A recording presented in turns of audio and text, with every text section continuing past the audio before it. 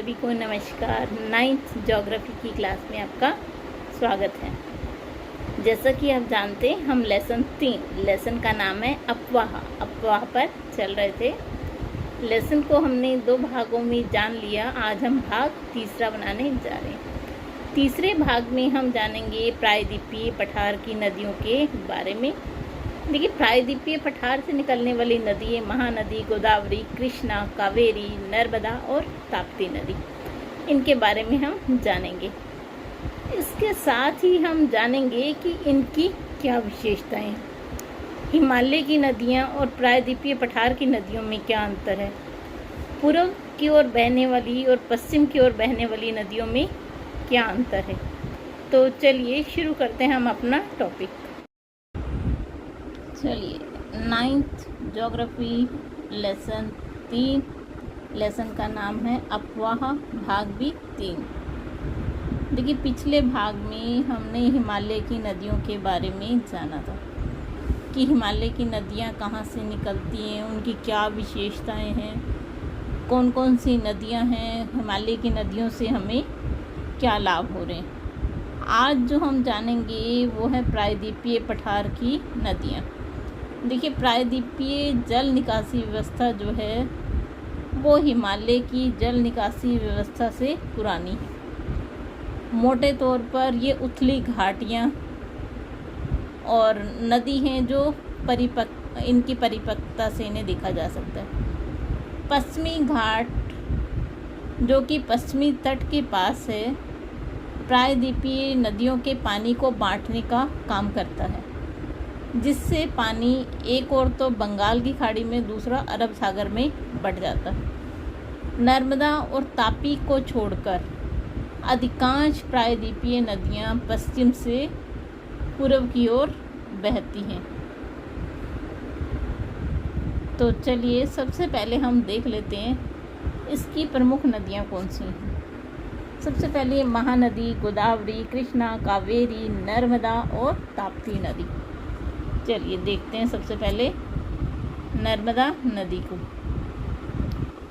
नर्मदा नदी जो है वो अमरकंटक पठार के पश्चिमी दिशा में लगभग 1057 मीटर की ऊंचाई पर दक्षिण में सतपुड़ा और उत्तर में विंध्य श्रृंखला के बीच दरार घाटी में से निकलती है। यह संगमरमर की चट्टानों में एक सुरमय कंठ बनाती हैं। मतलब जब इसका पानी वहाँ गिरता है तो बहुत ही अच्छी आवाज़ आपको आती है। जबलपुर के पास धुरंधर झरने के रूप में बहती है। लगभग 1312 किलोमीटर की दूरी बहने के बाद ये एक व्यापक 27 किलोमीटर लंबे नदी मुख के गठन करके भरूच के दक्षिण में अरब सागर से मिल जाती है। देखिए, निकलती कहाँ से? अमरकंटक से, और मिलती कहाँ पर है? अरब सागर में। इसका जल ग्रहण क्षेत्र 98,796 वर्ग किलोमीटर है। जो सरदार सरोवर बना हुआ है वो इसी नदी पर बनाई गई एक बहुउद्देशीय परियोजना है। देखिए तो कितनी प्रमुख नदी है ये भारत की। अब हम जान लेते हैं तापी नदी के बारे में। ये पश्चिम की ओर बहने वाली एक महत्वपूर्ण नदी है। मध्य प्रदेश के बैतूल जिले में मुल्ताई से निकलती है। इसकी लंबाई 724 किलोमीटर है और 65,145 वर्ग किलोमीटर के क्षेत्र में बहती है। महाराष्ट्र, मध्य प्रदेश और गुजरात में इसका 79% जो भाग है वो महाराष्ट्र में, मध्य प्रदेश में 15 और शेष गुजरात में निहित है। अगली देखते हैं गोदावरी नदी। देखिए, गोदावरी नदी प्रायद्वीपीय पठार की प्रमुख नदी है। इसके कारण इसे दक्षिणी गंगा, देखिए महाराष्ट्र के नासिक जिले में इसका उद्गम स्थल है और बंगाल की खाड़ी में जाकर ये मिल जाती है। इसकी जो सहायक नदियां हैं महाराष्ट्र के राज्यों मध्य प्रदेश, छत्तीसगढ़, उड़ीसा और आंध्र प्रदेश से निकलती हैं। पैनगंगा, इंद्रावती, प्रणहता, मंजरा इसकी प्रमुख सहायक नदियां रही हैं। चलिए आगे देखते हैं हम महानदी के बारे में। यह छत्तीसगढ़ के रायपुर के सिंहवा के पास से निकलती है और बंगाल की खाड़ी में जाकर मिल जाती है। इसकी लंबाई 851 किलोमीटर और जो इसका जल ग्रहण क्षेत्र 1.42 लाख वर्ग किलोमीटर तक फैला हुआ है। इसमें नौकायान का कार्य लोग करते हैं। चलिए अगली देखते हैं कृष्णा नदी।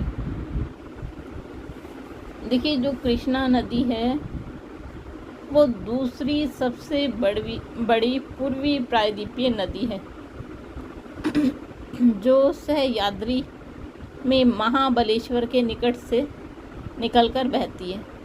इसकी लंबाई 1401 किलोमीटर है। कोयना, तुंगभद्रा, भीम इसकी सहायक नदियां हैं। अब हम देख लेते हैं कावेरी नदी को। जो कावेरी नदी है वो कर्नाटक के कोगुद जिले के ब्रह्मगिरी पहाड़ियों से निकलती है। इसकी लंबाई 800 किलोमीटर है और इसका जो जितने एरिया में बहती है वो 81,155 वर्ग किलोमीटर है।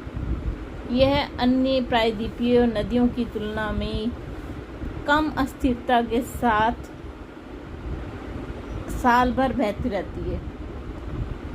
लगभग इसमें साल भर पानी रहता है और इसकी जो सहायक नदियां हैं वो है काबिनी, भवानी और अमरावती। चलिए इससे आगे देखते हैं। अब प्रायद्वीपीय नदियों की क्या विशेषताएं हैं। इनके जो जल मार्ग हैं वो निश्चित हैं। पानी का जो बहाव है इनमें ज़्यादा तेज नहीं है और ये 12मासी नदियाँ नहीं हैं। ये नदियाँ वर्षा के जल पर निर्भर करती हैं। वर्षा के जल झीलों पर उन पर निर्भर करती हैं। चलिए अब हम इससे आगे देख लेते हैं। हिमालय की नदियाँ और प्रायद्वीपीय पठार से निकलने वाली नदियों में अंतर। देखिए जो हिमालय की नदियाँ हैं उसमें पूरा साल पानी रहता है, जबकि जो प्रायद्वीपीय पठार की नदियाँ हैं वो सिर्फ वर्षा जब होती है तभी इन नदियों में जल आता है। हिमालय से निकलने वाली जो नदियाँ हैं ये मैदानी भूमि पर बहती हैं और इसलिए सिंचाई में, नौका संचालन में इसका प्रयोग होता है। और ये जो नदियाँ हैं वो पठारी भूमि पर बहती हैं, इसलिए इसमें नौका चलाना संभव नहीं है। इन नदियों का प्रवाह तेज होता है, इनका प्रवाह कम है। ये नदियाँ बहुत ही विभाजिकाएं और सहायक नदियाँ होती हैं। इसकी विभाजिकाएं ना गणने हैं, मतलब इसमें आके मिलने वाली जो नदियाँ हैं वो ना के बराबर है। चलिए अब हम जान लेते हैं पूर्व की ओर बहने वाली और पश्चिम की ओर बहने वाली नदियाँ। देखिए जो पूर्व की ओर बहने वाली नदी हैं ये नदियाँ बंगाल की खाड़ी में गिरती हैं। जो पश्चिम की ओर बहने वाली हैं वो अरब सागर में। जो पूर्व की ओर बहने वाली नदी हैं मुहाने के निकट इनकी गति बहुत ही मंद हो जाती है और जबकि जो पश्चिम की ओर बहने वाली है इनकी गति तेज हो जाती है। जो पूर्व की ओर बहने वाली नदियां हैं वो डेल्टा बनाती हैं और ये ज्वारनमुख अथवा एस्चुअरी का निर्माण करती हैं। ये इन दोनों में अंतर है। चलिए इससे आगे का भाग हम कल देखेंगे। आज के लिए बस इतना ही। अगर आपको वीडियो पसंद आए तो लाइक ज़रूर कीजिए और चैनल को सब्सक्राइब ज़रूर कीजिए। आप सभी का बहुत बहुत धन्यवाद।